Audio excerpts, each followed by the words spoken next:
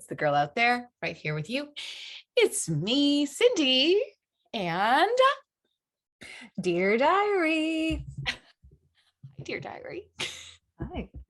How's it going today? So much better because I'm watching you with your headband. Thank you. This headband is something I used to use as a belt in my early 20s. Oh, And now it's a good fit as a headband now. oh, that's so good. That reminds me because yesterday was an anniversary for you. Congratulations to you.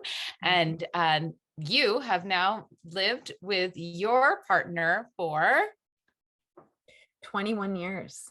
Half of my life. That is exactly half of my life. Isn't that crazy? I mean, it kind of feels like that, but kind of not.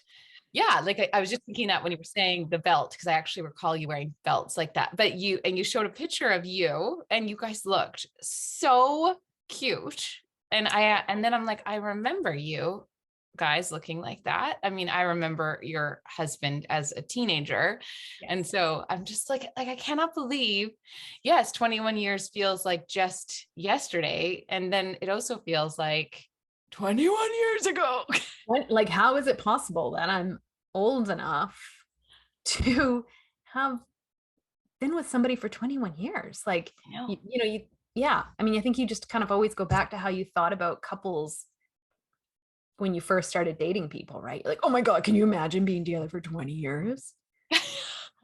No. But yeah, look at that. It happens. I know. I somehow still love him. Like, I know. oh, strange. Like, I didn't think the human mind was capable of loving someone that long. I know. And it's so great. It's so, thinking of it, like I'm now going to bounce. My niece is just 20 now, like just to that same beautiful age. And just blooming into this beautiful woman and listening to her talk and traveling through Europe and having beautiful moments in that time, and listening to her talk about these moments and meeting these beautiful people. And I think like, oh my gosh, like I feel like that was me yesterday. Like, right. Yeah, like the world was your oyster. There was so much opportunity, so many things you had to see. And yeah, like, do you feel like you should have done more at this point when you think about that being 20 some odd years ago? Is that how you look at it? Or I just guess like, no, that time really actually hasn't passed. I bent time and I'm still 21. Event time. I guess what's interesting for me, because I look at some people who have, and not like I don't know, my life is an interesting unfolding, right? But I do look at people where I mean, I had that chapter of my life where I was married and did that. And now I kind of look at it and I listen to her and she's saying things like, well, that person's gone and now I might have another person and this person's gone. And that's not in some ways how I looked at it when I was 20. Like I looked at it like I need to meet a person, connect with that person and be with them for the rest of my life. Right. And that was sort of my vision. Yeah. And so I kind of see now I'm in this chapter of my life where I can kind of see that I can go anywhere and the world is my oyster right now. Mm-hmm. Part of me does want to, I think, resettle down. I think I'm back. I think I've had 10 years of my life where I've kind of been in this traveling space and trying things. And now I'm kind of ready to resettle again. Mm-hmm. And I think you and I have probably had a few years of, I mean, I know you're married, but years of sort of trying things and venture and things like that. And I'm now kind of ready to go, like, I still want to adventure, but I also want to settle. Does that make sense? What I just said? I think so. Yeah. I think because I think that is, well, like they say, like 40 is the new 20, right? Yes. You kind of have this new renewed energy to try new things and be out there and be yourself. Yeah. But also that balance of security and comfort. Yeah. Right. And that's so where you are in your 20s. Whereas in your 30s, you're kind of, some of us are, with kids and trying to buy houses and, like it just feels like you're just only going to this one goal. Right. Yeah. The 30s. Really, really hard and trying to make money and trying to get out of debt, blah, blah, blah. Right. So yeah, it does. I can see the parallels of The both. 30s. Yeah. Sorry. The 30s felt like a blur. Mm-hmm.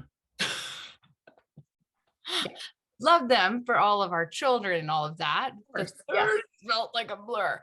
And now it kind of feels like this reopening to like, do you like, I can see all that's coming again. I'm so excited. Like, oh my gosh, we have so much arriving for us. I'm really excited about that. Yes. So it doesn't feel like I think what I look at for her is that romanticism, like that. Right. And it's the same thing when I saw that picture of you where I was like, oh, that look in your eye of like, there are like years of like glow ahead. Right. Yeah. Yeah. I mean, exactly. I mean, that, we had been dating for a couple of months in that photo. Right. But he was like my world. Yes. Right. Yes. So the good old days, eh? But I also, like I say, I'm with you on the the good old days, but also like these are the good days. Yes. Yeah. And I think that's the difference. Less pressure on them. Yes. Less expectation of where you should be at this age. And speaking of like daring things that we do in our 40s. Yeah. We did something a little daring. We did. We totally did. I mean, we're probably setting a trend. Or in our 20s. Yep. But we got tattoos. Got our tattoos. Yours is much really better to show in a. Yeah. There we go. We've turned our arms into wings. We did. They're now tattooed with little feathers. Or big feathers, depending on. I love it so much. And honestly, I like looking back on that day now, right? Where you just were able to, like, whatever it was, a few days before it was a little bit before where you had said, like, we're going to get a feather tattoo. And to go back a little bit to explain it, how I had said a few years ago, as I called it out. As you always do. Yeah. I'll just state it. We will get a matching tattoo. And then I just love it. Rolled my eyes. Yeah. Okay, sure. Yeah. Okay. How much time can I brush her off before she forgets about this? Because I really don't want a matching tattoo. And I just can stand solid in like, don't worry, one day it's gonna happen. La la la. And then and then there were a few, I think for a little while, of me just giving you the random photos of what I was thinking. Yeah, the odd concept would glance across my phone. Like, maybe we should do this. What did you have for dinner tonight? Because nothing ever quite landed with me. And I always thought, okay, like, it's not that I'm anti-tattoo. My husband has lots of tattoos and I think they look great on him. I like tattoos on other people. I just never really thought of it for myself. And so I think until I knew there was something that meant something, or it felt exquisite, or, enough to be worthy of permanently putting on my body, I was not on board. Yeah. And then it arrived. It arrived. Yeah. All with the feather sign that kept appearing for. I know. Both of us. I literally went on maybe I've talked about this in the podcast before, and I apologize if this is repeating myself, but I took my dog for a walk on lunch hour, like rushed home, went into the path behind my house, 6 feathers during the walk. And I was like, oh. And I sent Cindy a picture of it afterwards. I collected them all on my walk. And I was like, I just saw 6 feathers. Never ever see. And then, I think I had thought that the feathers were my sign. Did I mention the feathers to you prior to that walk? There was something about feathers that we had talked about. Yeah. Something about like, I wonder if that means Cindy's thinking about me. And then while I was on the walk, I came back to like a 6-page text from you. Yeah. And I was like, of course you've been thinking about me because I just found 6 feathers on a walk. Yeah. Anyway, so on and on, we kept seeing feathers, feathers, feathers. And then I was on holidays and I was like, oh my God, our tattoo is a feather. So I was like, it's pretty. Because I mean, really, you had sent me pictures of matching tattoos that were like, what was it, like little monkeys on thumbs and things like that. And I was like, or like little monkeys holding hands on the thumb or something. And I was like, oh no, I'm on the same page. But when you were on board for the feather, I was like, yeah, okay, here we go. Yeah. And then it just all aligned so perfectly. Like it was going to be the Saturday, like everything, like she randomly just had time for us that day. Like, yeah, like this is an artist who books months out. And yeah. I sent her a note. She's like, I actually have time, a little bit of time at the end of the day on Saturday. Happened to be our anniversary weekend. Yeah. Do we talk about the fact that we have a anniversary? Maybe we haven't ever talked about that. At some point that's going to come out too. Just out there. So it was on anniversary weekend. We're like, it's obviously meant to be. Yep. Yeah. And that day, I just have to talk about the fact that, you know, we've just gone bungee jumping. We have taken the leap already. Yeah. So then this is it. And your husband obviously realizing that day that we are going to do this, where you're like, I've told him this is going to happen. Like, yeah. I mean, I gave him like a good couple weeks lead time on this. Maybe 3. It's like, this is, we're going to do this. It's happening. I have the appointment. And then he's like, oh, what? It's actually, I'm like, yeah, I'm gonna do it. So good.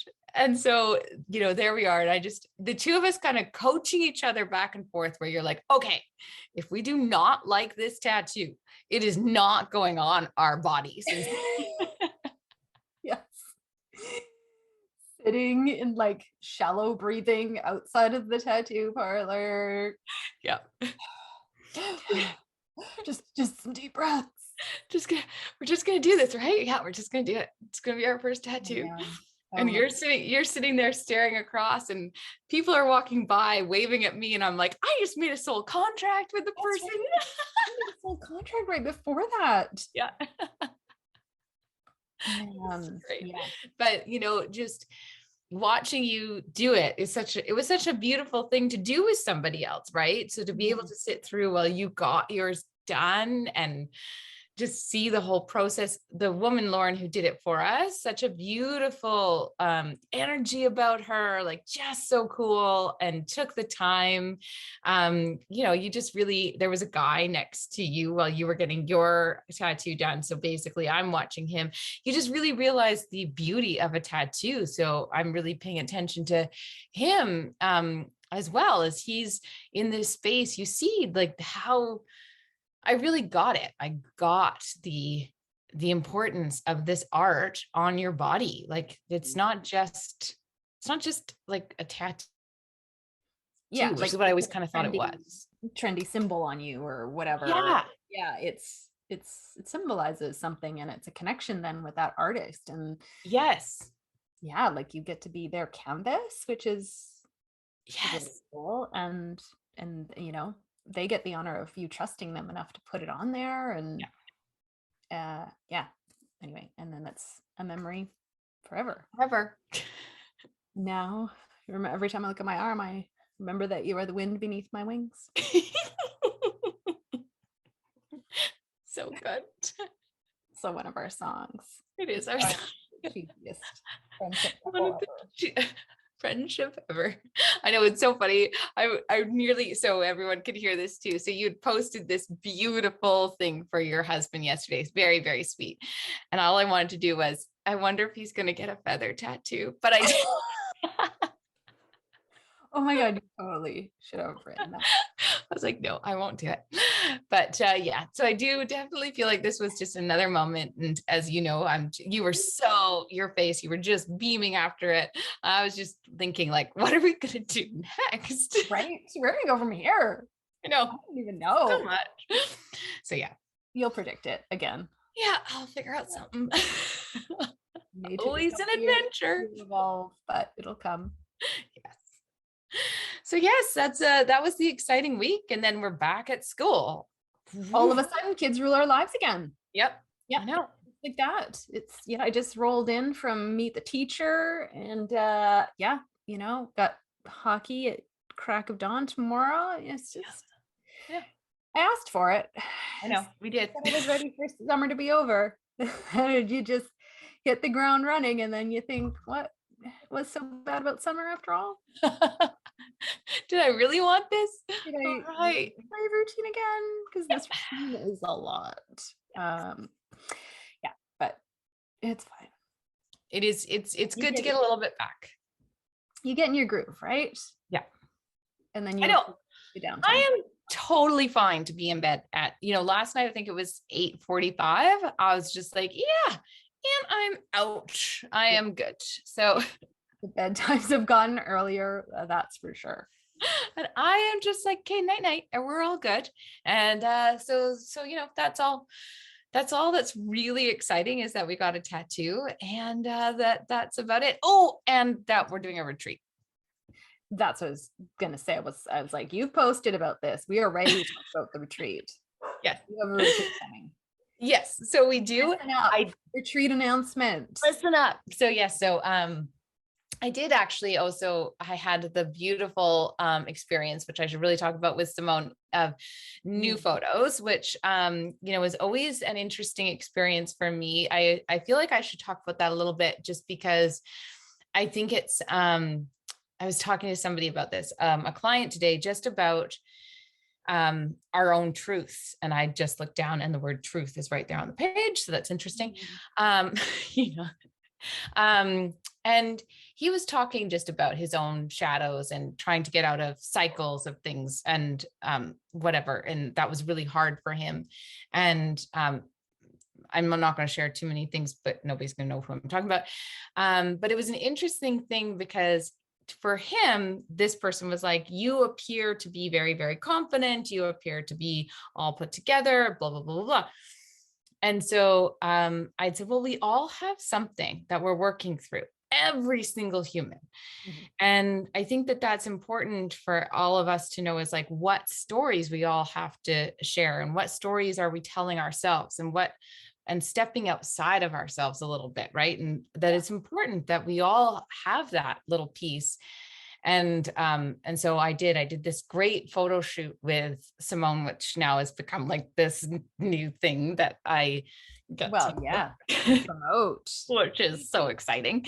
And she is just so talented with that. And that's her gift. And that's been a thing that I work through for myself, right? Is my own self-image and my own thing that I work through. And it's very hard for me to look at a photo of myself and to step outside of myself, to be able to look at a photo and to appreciate the art and to appreciate that we have imperfections and that we aren't all going to be perfect.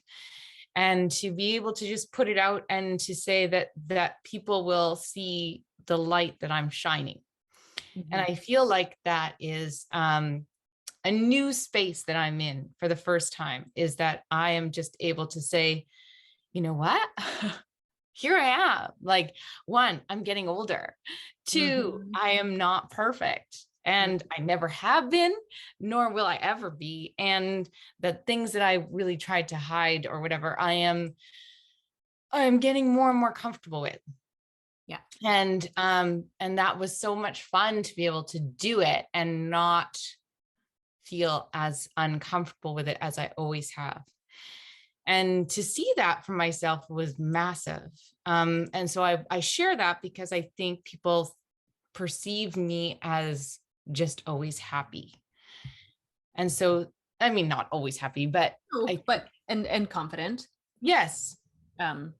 Solid in all that you do, right? Yes. I mean, you can go into tears at a moment's notice. But yeah, no, that is not something you've talked a lot about, is yes, how being photographed is something that terrified you. Yes. At times.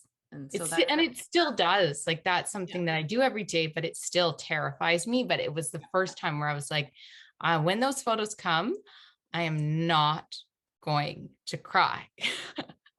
And you did it. And I didn't cry. And I looked at them for what they were. And I looked at them as an overall, like, I know what these are for. They're not about me, if that makes sense. And that was very, very hard for me at the beginning. And now I'm like, I can see it and not dissect it. So I say that for people to know, like, we all have a story in our head, and being able to take some of that story away, it takes so much time, and it takes people around you, and it takes repeating the story over and over again, listening to it, understanding it, feeling safe with it, and knowing that you're gonna have to work through it.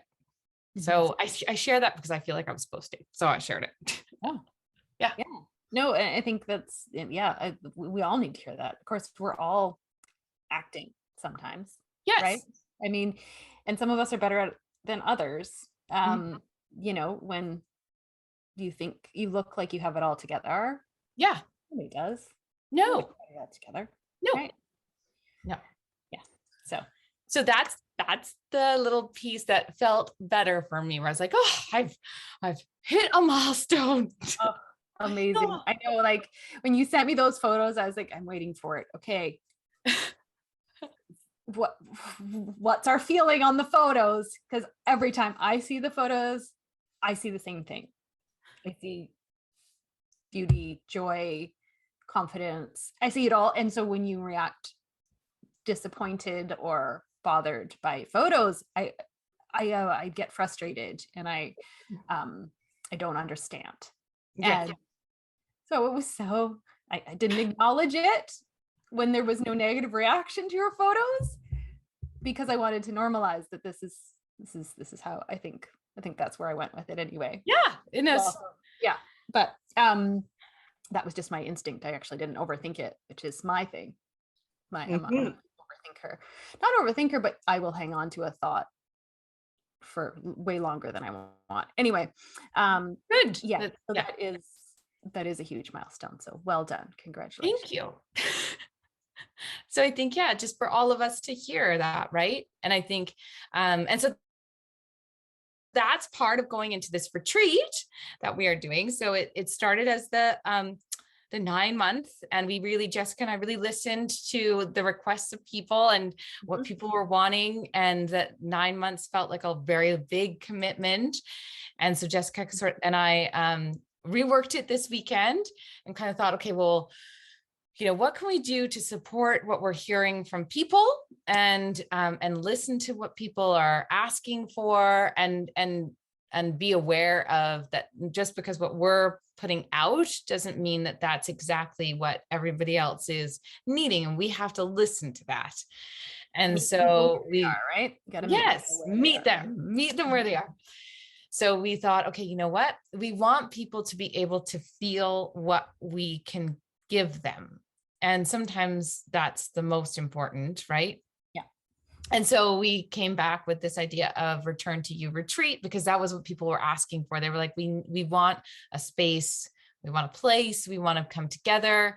So we created this, and Simone has said her space, which is a beautiful place. You've seen some of the photos, and there's going to be some walks and hikes, and I think it can sleep 8, and we can have an outdoor covered camping space, like a fire, and so we are just going to do it all there, including some meditations, energy work, numerology. I'm going to do a Mad Hatter circle.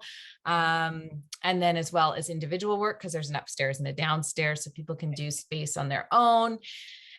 Meals are included. We're going to do it non-alcoholic, and just have it be, and not that we have anything against alcohol, but it just gets very complicated when you have to get licensing for that. So we're just going to create a beautiful, cozy place where everybody can come together and just connect and get to be with yourself, right? Yes. Getting the tools to find yourself and be patient with yourself. And like, we are so bad at prioritizing that when we're in our own homes, right? Yes. Somebody just needs to like, it's such a great like kickstart, right?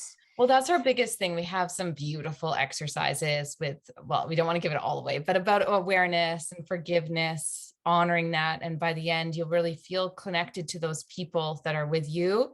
Yeah. And we just don't, we don't even, right. We get into so much of the busyness. And even like I was saying today, like going into give myself now this 2-hour facial that I do, which has become now a regular routine for myself. I go off into a zone. I can just, and you don't realize that you have to start creating these places and spaces again, spaces. I feel like I need to make that something. But unless you start to do these things for yourself, it just goes away. And Nobody's going to do them for you. No, nobody's going to tell you to take time for yourself. People will take and take and take as much as you give.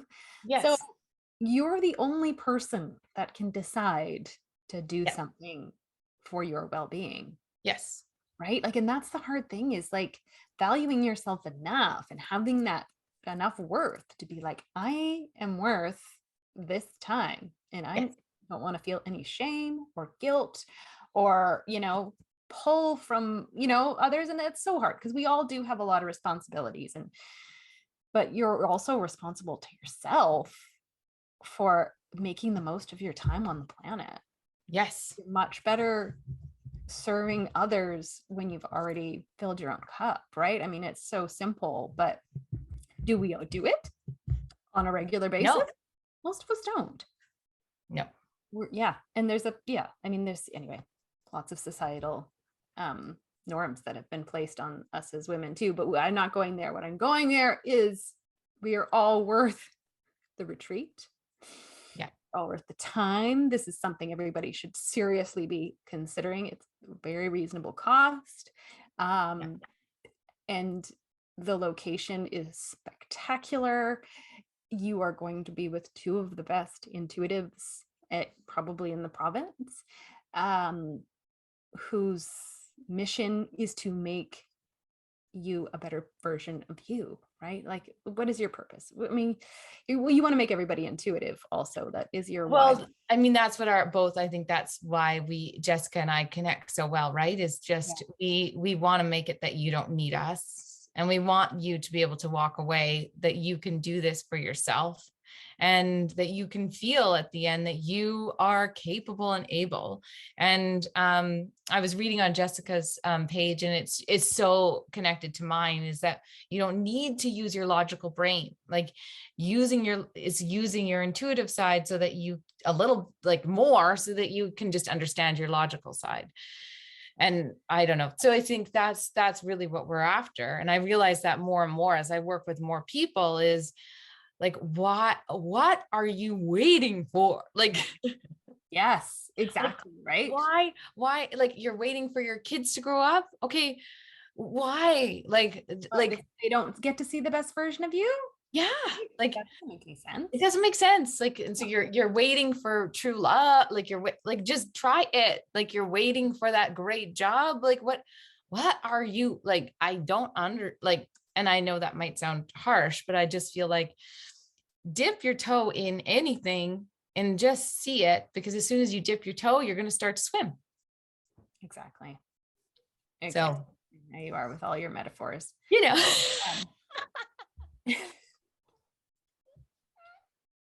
All right. Maybe everybody there will get a tattoo at the end. I mean, who knows?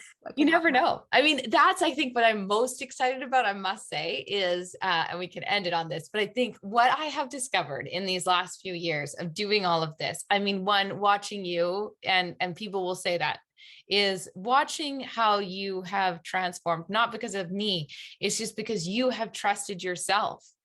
And so you are like the epitome of amazing, because you just are like, you're just so you're more and more you in every day, in every moment. And I see that with people that I work with, because they're totally in it, and they've changed how they look. They've changed their style. They've changed how they kind of talk and how they walk, because they're so comfortable with who they are now. And that's where I'm like, that's not me. It's that they're actually just them.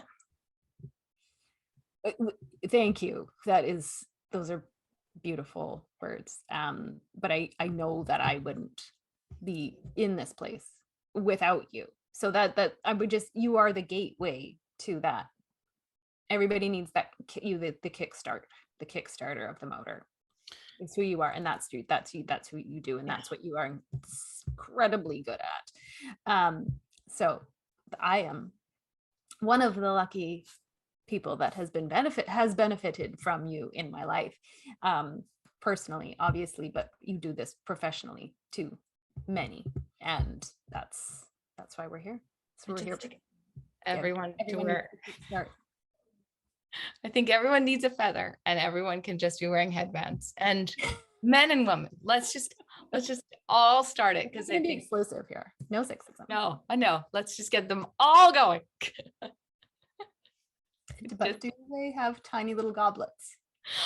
I know, like, honestly, that is the best thing I've ever seen. I have these ridiculously tiny stainless steel wine glasses. I think they're for ice wine. I'm not sure. But I've discovered them recently that they're a nice small glass of wine. So, some of the wine glasses I have are gigantic, and I pour way too big of a glass. So I've switched over to these tiny goblets. And so if anyone is just listening to this and not watching, it is like the size of, like, it's so tiny.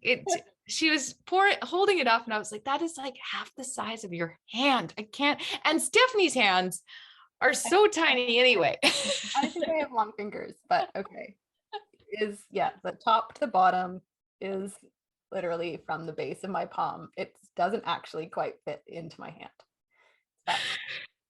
It's just the most amazing thing. I'm very impressed that you've come up with this theory, and this is what you're doing. We do now. What? Fine. And nobody knows what's in it. Could be chocolate milk. It could. That is what I control my portions of chocolate milk. That's what Hudson does. He walks around with a wine glass filled with juice. So, Yeah, my kids do it all the time too.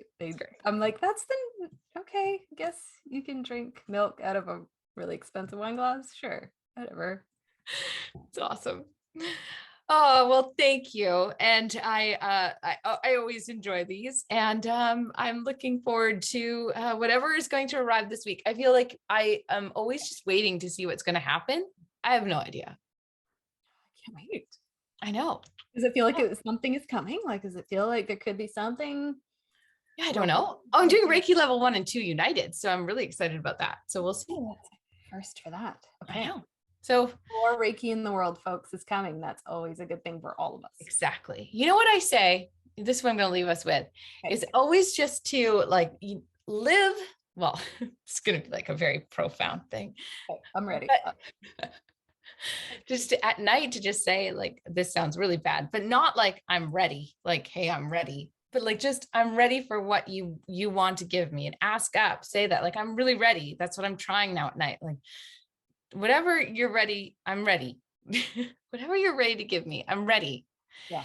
And then the next day, when I wake up, it flows way better. So every night, does that make sense? Yeah, it totally makes sense for you. I feel like a lot of us are not ready. I think you actually have to be ready to say I'm ready and actually receive. Right? Yes. That's the maybe okay, there could be I'm give me something for where I am. I'm right, like I don't know. So what could some people. So maybe for you, it would be that, like, if you're overthinking, to say, like, I hear the thought is not mine, not all of me. I don't know. I get it. Like, it applies to everyone, but their scenarios are different. So that does make sense when you just say, I'm ready. I'm ready for you to receive whatever it is I am ready to receive. Because it's very broad. I'm the one who split the hairs and be like, but you actually ready? I don't know, maybe. I think you could just say like, what am I ready for? Yeah. I think it's just that we take on so much burden in our life, and we take on so much responsibility. This is going to become very deep, and I'm going to leave it because I want to. And really, if we look at our higher self and that about, they don't want us to take on as much as we need to take on. And so at night, when you just say, take away whatever is not mine and release what isn't mine. And so now I'm like, if it's not mine, take it. And if that's not for me, take it. I am ready for what is mine. And I'm ready for what you want me to be responsible for.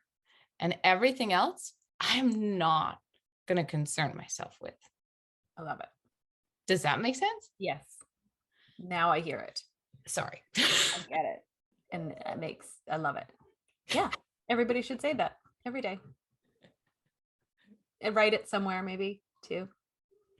And know that you might not be totally ready, but to start. Did you just see something? Yes, I did. I'm ready for something apparently. It's because I was talking about living in a funeral home earlier today. Oh, that's another topic. Another time. Good night. We've already spent. We've gone way over. Yeah. Okay, good. I love you. Love you.